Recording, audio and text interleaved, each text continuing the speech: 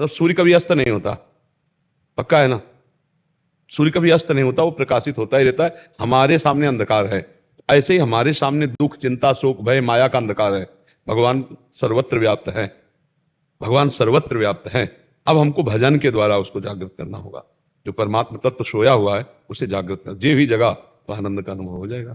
आप और परमात्मा तत्व दो नहीं रह जाएंगे। पर भजन, रात आज का सत्संग सुना, स्मृति हर समय, अखंड स्मृति सबसे बड़ी साधना का स्वरूप है। भगवत स्मृति, एक तैल धारावत स्मरण, सेवा करते हुए, अपने कर्तव्य कर्म करते हुए भगवत स्मृति, उसी से अनुभव हो जाएगा। ये जो बंधन हुआ है ये मन को हुआ है। कभी आत्म तत्व न बंधा था और न बंधा है, न बंधा रहेगा। इसी मन को सुधार लिया तो परमात्मा स्वरूप थे, हैं, रहेंगे। और मन न सुधार पाए तो जन्म मरण, नाना प्रकार के दुख, क्लेश, चिंता और अन्य योनियों में भटकना, ये सब भोगना पड़ता है। समझ गया? ऋषिकेश दास जी गुजरात से। श्री हरिवंश राधे राधे महाराज जी, दंडवत प्रणाम। महाराज जी, किसी भी शास्त्र को पढ़ने, समझने, जीवन में उतारकर उस शास्त्र का साक्षात्कार करने के लिए आवश्यक बातें कौन सी हैं? पहला ब्रह्मचर्य, दूसरा गुरुजनों का दृढ़ आश्रय, तीसरा भगवत स्मृति परायण, चौथा अभिमान ना आना, दैन्यता, पांचवा पूर्ण समर्पित होकर भगवत शास्त्र का स्वाध्याय करना। मेरे में मति नहीं है, आप स्वयं प्रकाशित होकर हमें समझाइए। अगर ब्रह्मचर्य ठीक नहीं है, शास्त्रों का अर्थ, तभी तो उल्टा सीधा बोलते रहते हैं लोग, नहीं, प्रवचनों में उल्टा सीधा बोलते रहते, क्योंकि ब्रह्मचर्य ठीक नहीं है, गुरुजनों का आश्रय दृढ़ नहीं है, स्वयं गुरु बन बैठे, गुरुजनों का आश्रय दृढ़ नहीं है, अहंकार है, विद्या का अगर अहंकार है तो फिर शास्त्र का अर्थ उल्टे ही समझ में आएगा।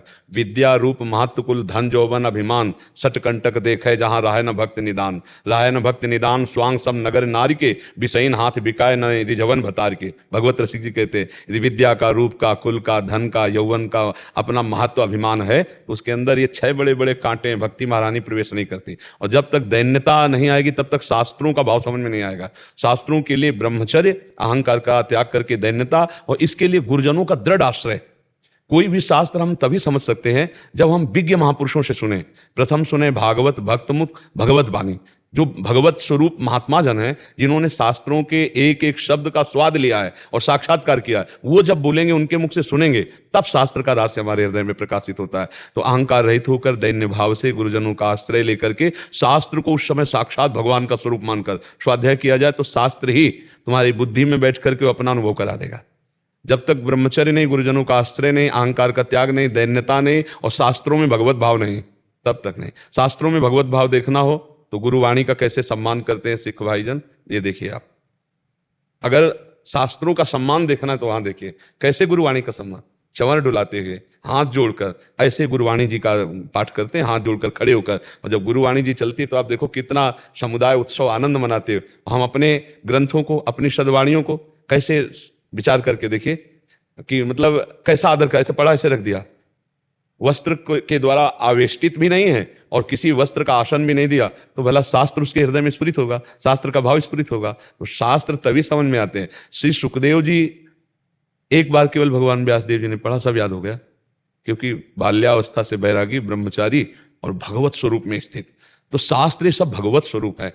आजकल जो त्रुटियां हो जाती हैं उसके यही कारण है, ब्रह्मचर्य की हानि, गुरुजनों के प्रति दृढ़ आश्रय नहीं, अहंकार का त्याग नहीं, दैन्यता ने, शास्त्रों को भगवत स्वरूप न मानना। इन कारणों से शास्त्रों का रास, शास्त्र बहुत गुप्त है।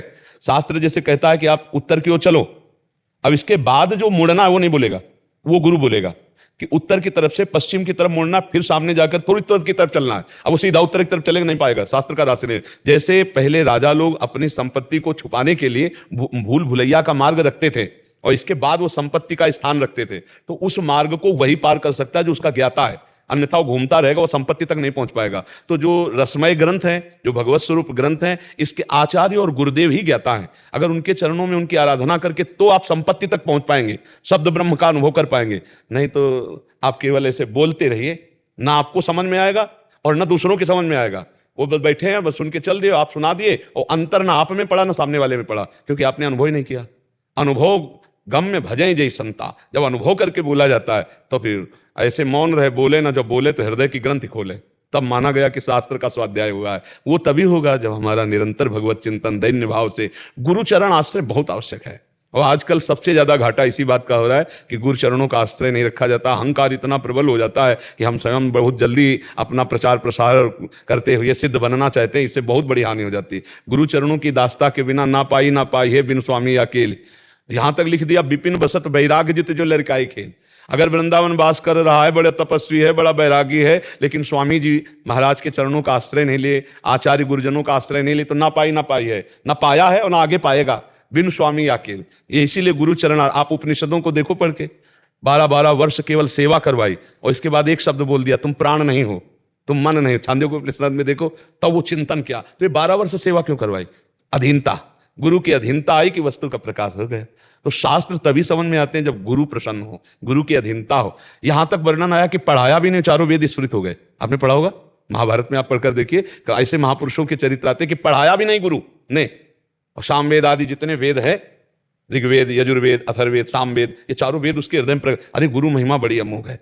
गुरु चरण आश्रित होकर के सब बात बन जाती है, अहंकार का भी नाश हो जाता है, संयम नियम भी बन जाता है। और आज का जो समय चला है ब्रह्मचर्य के लिए बहुत हानिकारक है। इस समय ब्रह्मचर्य की सबसे ज्यादा हानि हो रही है। और बिना इंद्रिय संयम के, फिर नरसिंह मेहता जी कहते काछ वाछ मन निश्चल राखे, धनि धनि जननी तेरी रे। लंगोटी का पक्का, जबान का पक्का और मन का पक्का, तभी वो माया पर विजय प्राप्त करता है। काछ वाच मन निश्चल राखे, धन धन जननी तेरी रे, बड़ नरसैया दर्शन पावा। बोले ऐसे बड़े भाग्य जो ऐसे के दर्शन हो। लंगोटी का पक्का, जवान का पक्का और मन का पक्का, ये 3 बात है। ये 3 बात का सन्यासी है जो वाणी से मौन का आश्रय लिए, शरीर से निष्क्रियता को प्राप्त हो रहा है और मन से संकल्प रहित, वही परम सन्यासी है। तो इसलिए हमें गुरुजनों का आश्रय लेकर शास्त्र का अर्थ समझना चाहिए। वो शास्त्र स्वयं अनुभव में आ जाएंगे, साक्षात्कार हो जाएगा जब हम ऐसे चलेंगे। आप समझ पा रहे हैं जी?